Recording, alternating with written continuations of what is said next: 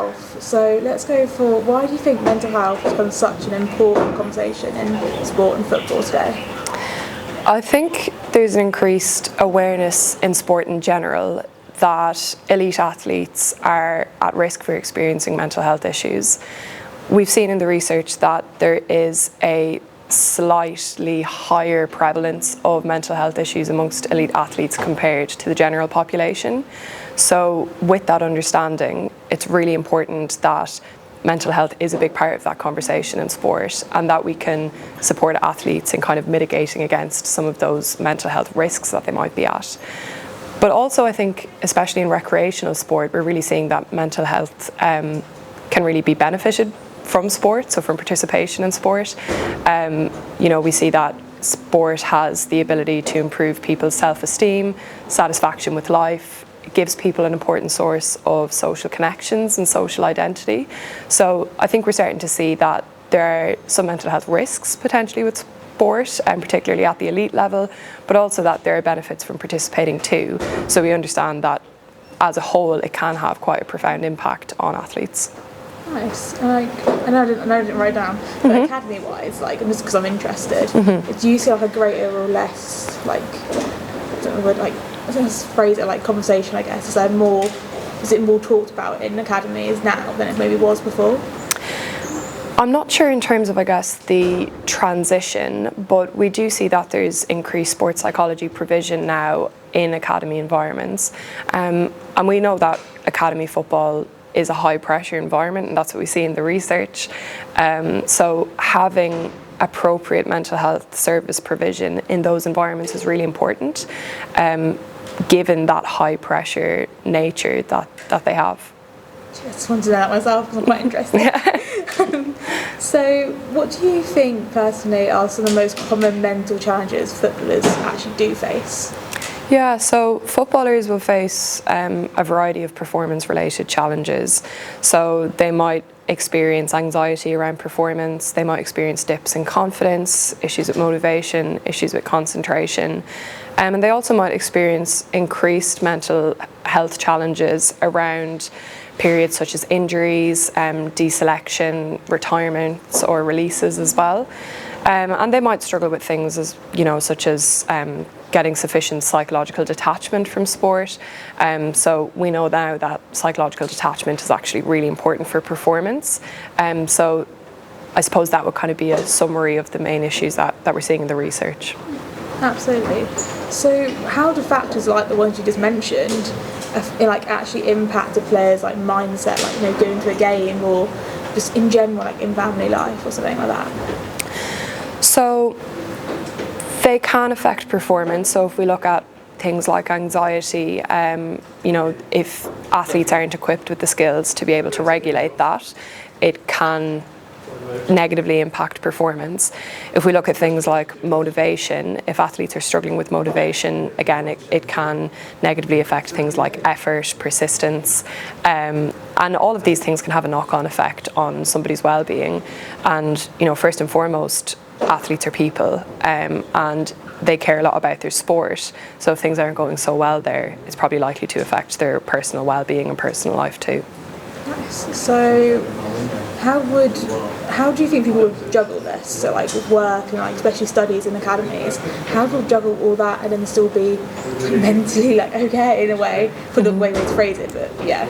Yeah, so juggling things like work, school, football, whether it's at an academy level or at a semi-professional level, that takes an awful lot of time management skills, organisation, preparation, and that can mean that getting sufficient time for physical and psychological rest can be difficult. So there are challenges, but we also know that there are benefits to having different kind of responsibilities other than sport. So research conducted on Olympic athletes has found that dual career athletes, so that's athletes who are competing in their sport but also pursuing education or another professional pursuit, tend to have healthier adjustments with retirement compared to those who've been solely focused on their sport. So we see that actually having varied interests can give athletes a multidimensional identity. So that can really protect against the challenges that they might face during retirement, deselection, because they don't just see themselves as an athlete, but they also see themselves as a student, for example.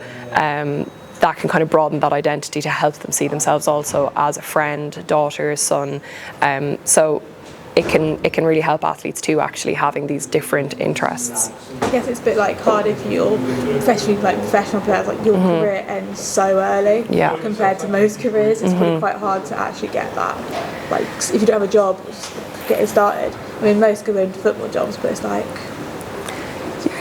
Yeah, it definitely can be. Yeah, so I think having that well-rounded identity really helps that. So it's helpful to have it while they're competing, but also really helps them with that retirement transition. Yeah, I'm seeing a lot more like footballers now, like men and women, just creating a lot more jobs for themselves, like clothing brands and stuff like that. Yeah. Of course. It's quite nice to see actually.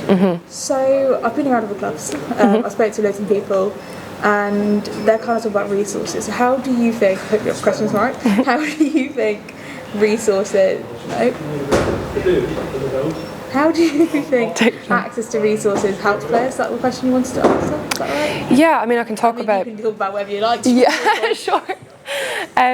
So I think high quality psychological service provision in football environments can really help athletes in terms of being able to manage those performance-related stressors that they might encounter, but also the variety of stressors and challenges that they're going to experience because they're people, and they spend a lot of time in their sporting environment. So it can be really nice and really important for them to have an outlet in their environment, somebody that they can speak to and somebody that they trust. On the other side of that, when there isn't any psychological service provision in football environments, we've seen in the research with semi-professional footballers that they have felt like they have to kind of deal with challenges by themselves, that they don't know who to turn to for support, and that challenges around things like injuries can really be exacerbated without psychological support. So semi-professional footballers have reported feeling increases in frustration and isolation because they just don't have anybody to kind of support them through the psychological part of an injury, for example. So we know that it can be really beneficial to have that psychological service provision, and it's really important.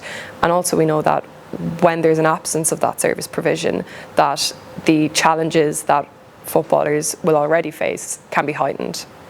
Do you think there's like much difference between getting professional help and then also getting your friends? Because sometimes people decide to talk to their friends. A lot of people I spoke to went, well, actually I'd rather go to my best friend to talk about what's going on rather than professional. I know it's not a question of shit. Yeah, so go for it.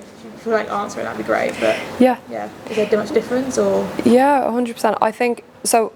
We know that social connections are one of the strongest predictors for happiness and life satisfaction.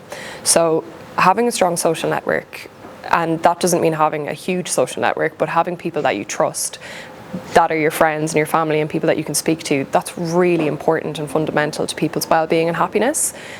It's not the same as psychological support. So if somebody's struggling, absolutely they're going to need a strong support system through their friends and family. But also where psychological support can come in is getting a professional lens on the issues that somebody's facing. So actually they might get support through cognitive behaviour therapy or person-centred therapy, and they are highly researched, rigorous approaches to supporting people through mental health challenges. So psychological support isn't something that can take the place of friendships, and friendships aren't necessarily something that can take the place of psychological support. If somebody is going through a challenging period, we need both things in place to be able to get the best outcomes. A good support system in a way. Yeah, a good support system. And you know, fundamentally, even when people aren't going through challenges, people always need to have a strong social network. You know, relationships aren't something that are just nice to have. They're really fundamental to people's happiness. And there's lots of different benefits to being happy. You know, it actually affects your physical health too. So again, friendships aren't something that are just kind of, and close relationships that are nice to have. They're really important to somebody's health. Yeah, absolutely. So if maybe a player was struggling a little bit mentally, maybe even physically as well, what's like the first step they can take? Yeah, so it will depend, I suppose, on the provisions that are in place in their club environment. So if they are in an elite or professional environment, it could be speaking to their club doctor, it might be speaking to the club safeguarding officer or a member of the welfare team, or if there's a psychologist in the club as well, it might be speaking to the psychologist. If these resources aren't in place in the club that they're at, it might be speaking to their own GP first about how they're feeling. And also, you know, I'm talking kind of at the step where they're looking to seek mental health support. If somebody is finding things difficult and challenging more generally, that very first step might actually just be speaking to anybody that you trust, and then getting the appropriate support from there, either through your GP or through a safeguarding officer or a psychologist. Amazing. So this is kind of like a general question, but how do you see mental health in football changing maybe in the future, or do you see it changing?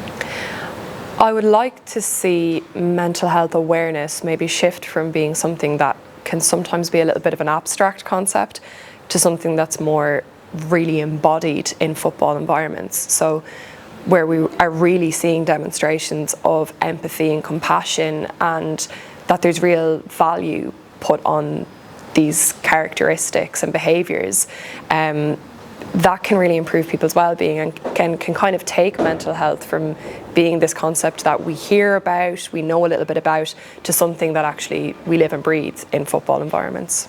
Absolutely. So what would your message be to those afraid to speak out? So I think strength and courage are characteristics that are highly valued in sport environments.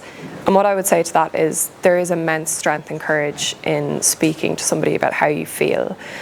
So I would encourage anybody who's struggling, you know, whether they're an athlete or not, to speak to somebody about how they're feeling, and certainly not to conflate doing so with weakness. It's the complete opposite.